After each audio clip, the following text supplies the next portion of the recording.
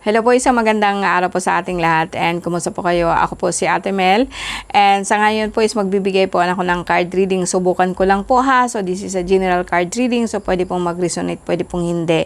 And sabi ko nga is hindi po ako sanay po mag-card po, no? So ng hula or tingnan po natin kung ano po yung kapalaran. So sana po pagbigyan po ninyo ako, no? Sa lahat po ng Taurus, no? Taurus po ipinanganak po April 20 and May 20. Tingnan natin kung ano po nangyari po sa inyo and sa panahon po ng Aries, no? And April po ngayon. So yep, so April po ngayon, eto pong card reading na to is like sa ngayon pong buwan po ng Abril, no? So guys, no, we have this one, 70 cards. Tingnan natin kung ano po nangyari sa inyo sa kasalukuyan. And yeah, parehas din sa unang like more on pwedeng ito is a good card, is a Chariot, no? Pwede pong magkaroon po kayo ng sarili po yung sasakyan o sinasabi po natin gusto po niyo magkaroon po ng sarili pong bahay na. And ngayon tingnan natin kung ano po yung hadlang noon. Ito po yung kasi yung gusto niyo, pera, malaking pera ang kailangan niyo, right, no? And for me, siguro ang ganda po, no, sa lahat po ito ng Taurus ha, pera ang kailangan ninyo kasi nga gusto ninyong magkaroon po ng bahay. Kahit sabihin po natin na pera, bahay or sasakyan is kailangan po ninyo malaking halaga at ito po yung hadlang nyo. So ano ba yung natural, yung mentality po ninyo sa ngayon, no? Yung iniisip po ninyo regarding po dito sa bahay po na to. So ito kasing ano nyo, consciously, yung conscious niyo, yung iniisip po niyo is like, yeah, parang nangangarap ka lang, no, iniisip mo ka ako, parang nag-illusion ka lang, no, hindi totoo yung iniisip mo. Kumbaga sa akin, etong gusto niyo is like bahay, lupa, sabihin po, bahay or sasakyan po, and iniisip po niyo, kailangan po talaga niyo malaking halaga. But in your mind, in your conscious mind, no, like parang yeah, nag-i-imagine ka lang, nag-iisip ka lang po. And I tell you what, no, atong moon na to is just like is a very good giver. It's a giver of all things. Actually, is connected po siya sa buwan, which is actually ang buwan po natin, which is connected to the water and connected po siya sa moon and connected din po siya sa Jupiter po, no. So sa akin po, like keep on dreaming, no. Huwag po ikaw mag-isip na nag-i-illusion ka lang, nag-i-imagine ka lang. Imaginein mo lang po yan hanggang sa magiging totoo po siya, just like real. Ito po yung lagi kong sinasabi when it comes to manifestation, no. But sa lahat po ng Taurus, may April 20, no. Tingnan natin kung ano po yung subconscious niyo. It's just like 9, you're worried too much, no. Okay, well, ang sabihin po natin dito, no, like, ikaw, Taurus, gusto mong magkaroon ng bahay, lupa, kailangan mo ng malaking halaga, and then iniisip mo yan, nag-i-imagine lang po ako, because at the back of your mind, which is your subconscious, is just like, no, you worry too much, you worry na hindi mo siya makukuha, you worry about things na hindi naman siya dapat, kasi may takot ka po sa sarili mo, parang meron ka pong bigat na iniisip na hindi, na ang gusto mong mangyari is hindi po siya mangyari, parang meron ka pong trauma na kumbaga sa akin at the back of your mind, gusto mo to, and then you are thinking about it, you're imagining about it, but at the deep of your mind kasi, yung pinaka-subconscious mo kasi, it's just like, no, I'm not enough, hindi ito mangyari, hindi ito maano, kasi nga, 9 of things is overthink, no? You are thinking about something that is not true. Parang kumbaga sa akin, may trauma ka, may phobia ka, may ano ka, and lagi ka pong, kumbaga sa akin, you feel abandoned, yung parang lagi ka po nag-iisa. Ito yung nararamdaman ko sa inyo, Taurus. Sa ngayon, no, parang sa isip ko, nafe-feel ko kayo na parang deep inside, no, parang nag-iisa kayo, wala kayong kasama, walang tumutulong sa inyo, and walang, kumbaga sa akin, parang hindi ka nag-grow up, no. May na-feel ako sa iyo na parang abandoned ka, you feel abandoned when you were young, and kaya po ngayon wala ka pong confident po na makuha itong gusto mo.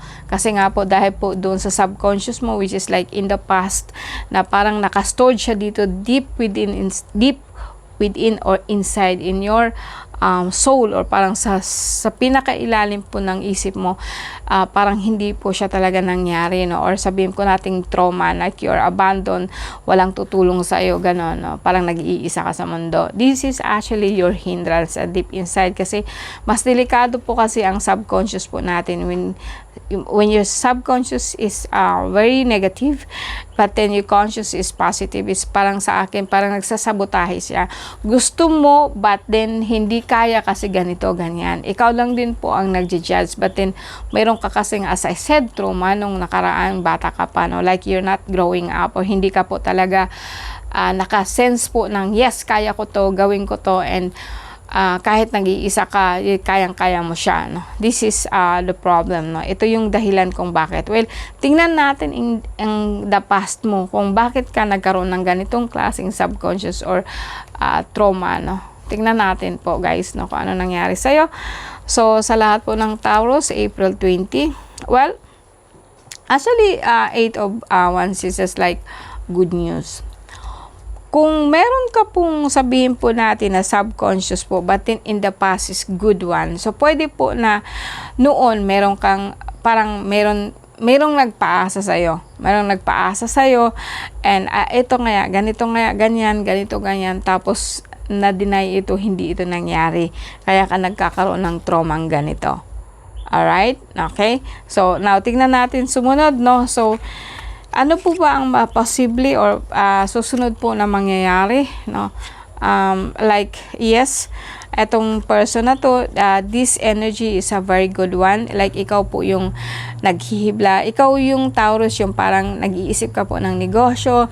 Ikaw yung nag-iisip po ng pera. Masaya po ang, like, bibo po yung mindset mo about pera, no? And actually, this is a very good vibes. Is like sa Taurus ngayon na sobrang pera, or talaga pong wino-workout mo talaga itong pangarap mo, no? So, and sundan natin ang susunod is a triumph, is a six of like sabihin po natin na 6 of Pentacles, 6 of Wands, yeah, 6 of Wands, yeah. 6 of Wands is just like you're coming home triumphant. So, pwede pong sabihin po natin na ikaw na sa ibang bansa ka po at uuwi ka po. Yeah, iniisip mong magnegosyo, iniisip mong magano, or iniisip mo pong lumipat po ng ibang trabaho, but I don't see any movement here about that. Ito lang po talagang parang pauwi ka or paalis ka, no? And but this is very good card, also the same very good card, no?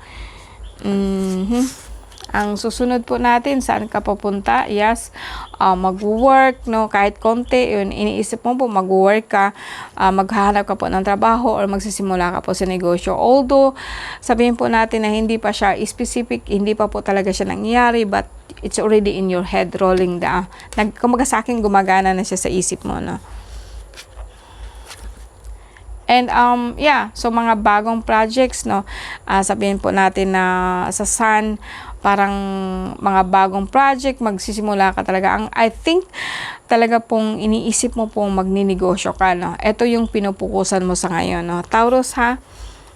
Okay, susunod po ng card po natin. So, may mga tao po na, sumunod dito is just like, may mga tao po na parang, yung parang, alam mo, yung plano mo pa lang parang babarahin na, no? Ang Queen of Swords dito is just like someone who is not you, no? Parang kumaga sa akin, dini-discourage ka na niya kaagad na ganito nga, wag na nga ganun, ganito kasi ganyan, ganito. Ito yung tao na sa buhay mo na parang negative siya sa lahat ng plano mo, no? And this is like lalaki po siya. Kaya kung minsan po nalulungkot ka, okay, iniiwan mo na lang po yung pangarap mo, or itong plano mo, you just walking away. So, di bali na nga kasi nga, itong taong ito is like, instead po na i-encourage ka, dini-discourage ka po niya. Pero sa akin, Taurus, no, sa April 20 hanggang May 20, I think, don't focus on your goal, kasi ito kasi yung pinaka-importante mo ngayon, no.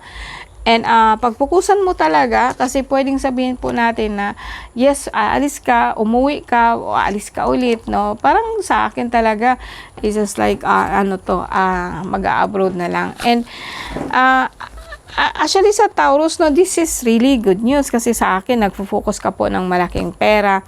And etong at the right moment lang, ngayon lang kasi parang may tao talaga na nagdi-discourage sa plano mo. Na wag na lang, ganito nga, ganyan. Then, although sabihin po natin na parang pinabayaan mo na siya or you just going away, no, parang malungkot ka din, pero you still walking away. Ang sumunod kasi doon is just like, yes, umalis ka, nagtatrabaho ka, and the Fool, which is also a very good card, and actually kinakaya mo po, no, kung halimbawa mo po aalis ka, kakayanin mo po kung ano po yung trabaho, or sabihin po natin aalis ka sa ibang bansa, kakayanin mo kung ano man po yung darating po sa iyo. Kumbaga sa akin, iniisip mo na right now, nakakayanin mo kung ano man po yung papasok sa iyo, or magiging trabaho mo doon, or magiging kung anong darating sa iyo, kakayanin mo. Ito yung pinaka-finaling card mo, no. So, sa lahat ng ngayon, sa lahat po ng Taurus, no, I think sa inyo guys, no, yung plano kasi natin, no, just like say, okay, for example, you just imagining it na you have a house, you have a car, or you have may bago ka na pong bahay, and iniisip mo, kaya nga po, nagreklamo ka. Sabihin po natin na at your subconscious, at the boss level po nun, para talaga pong nag-aalala ka, if you can get this one or not, or makukuha mo ba talaga ito o hindi. Pero yung dito kasing sumunod is good. Yes, susunod kasi doon is magninegosyo ka, mag-aano ka, trabaho ka. Although sabihin natin na itong negosyo mo, parang mayroong hahadlang kasi nga ganito, ganyan. Itong tao na to, huwag kang makinig po ka sa kanya kasi ang nire-reflect po sa niya kasi is yung how he feel. It's not really about you, it's how he feel about himself. Parang eto, galit siya, or masakit siyang magsalita kasi nga po, etong tao na to is just like, eto kasi yung feelings niya, nararamdaman niya. It has nothing to do with you. Pero kung magsasalita siya, parang, yeah, hindi ka magtatagumpay, ganito, hindi na, wag na, sa ganito nga. Tapos, all the way, parang iniisip mo, yeah, pabayaan mo na lang po ito and aalis ka na lang. And although this person, ito lang po kasi, no, parang sa akin, sa Taurus, sa lahat ng mga pangarap mo, ngayon, isarili mo na lang, wag mo na siyang sabihin po sa ibang tao, para kahit papano po, you working on it, talaga pong, parang sa akin, tatrabahuin mo siya po na parang ikaw lang ang nakakaalam kung ano talaga ang gusto mo. And in that way po, talaga pong tutulungan ka po ng universe yan. Isa kasi sa pinaka hindi maganda nating pag-iisip, just like, you think na wala kang kasama. Actually, it's a wrong one. Yung mga tao talaga po na nagsasucceed, yung talaga pong kahit saan sila magpunta, like kaya po nila, ito yung mga tao po na hindi talaga umaasa kahit sino. And hindi po siya nag-iisip na nag-iisa lang siya sa mundo. And talaga po ang pinagkatiwala yung sarili niya, kaya ko to, magagawa ko to. And dahil po doon sa strong belief niya sa sarili po niya, talaga po makayanan niya na iikot po itong the whole universe nga to support your dreams. Kasi nga po, ikaw Taurus, ito po yung iniisip mo so far. Huwag ka lang makinig dito sa tabachiching na to na kung saan magsabi siyang ganito ngayon. Kasi siya po ang walang tiwala sa sarili niya. And not you, hindi talaga ikaw. Kung nagagalit man siya, kung baga sinusupla ka po niya, dahil po ito sa sarili niyang karanasan. So, wag mong balihin ang ano nito, wag mong masyadong dibdibin ang sinasabi nito. Ganon din sa inyo guys, no, kahit na sino man po dyan, no. Yung mga tao na nagsasabi sa iyo, hindi mo to kaya, ganito nga ganyan. Sila po kasi yung nakakaramdam no, na hindi nila kaya. Sila po ang may problema, hindi po kayo. Kaya mas maganda pong habang nangangarap kayo, kaya nga sabi ko pag may manifestation kayo, habang ginagawa po yun, huwag ninyong sabihin sa ibang tao. Kasi they will just only kill your dreams. Papatayin nila yung lahat ng pangarap mo. No? So, ang susunod naman kasi is a good card, no? It's just 3, although you want to live away, but this is a good card, no? Kasi, ang kasama mo lang kasi dito yung pangarap mo. Walang ibang tao na involved. Ito lang, ikaw lang, at ang inaasahan mo yung skill mo. And ang sumunod kasi is the Fool. So, I will also say na ikaw Taurus is like, napaka-confident ka po sa sarili mo sa ngayon at this time. Keep it up. Talaga pong wag mong baguhin ang energy na to. Kumbaga sa akin, you feel like you're a fool. Kumbaga, trusting the universe na magagawa mo ang lahat po ng gusto mo. Kasi the whole universe is supporting you. Ito yung energy niya. Kaya sabihin po natin niya, the 7 of Wands, just like, yes, parang may trabaho ka, pero kinakaya mo siya. Kaya mo siya. Kayang-kaya mo siya. Kahit ano pang problema ang darating sa isusunod. Makamit mo lang itong the first na pinag-uusapan natin. Sariling bahay, sariling sasakyan. Makukuha mo to kung talaga pong you just keep on going. Huwag kang makinig dun sa mga no-no sayers po sa'yo. Alright guys, no? So, Taurus is a very good news, no? Para sa inyo, good luck po, no? Sa panahon po yata ng Abril para pong mag-grow, parang nagkaroon po kayo ng pag-asa, grow, na kaya ninyo ito, no? See? Okay guys, no? Thank you po sa lahat po ng Taurus. Magandang gabi o magandang araw po sa inyo lahat.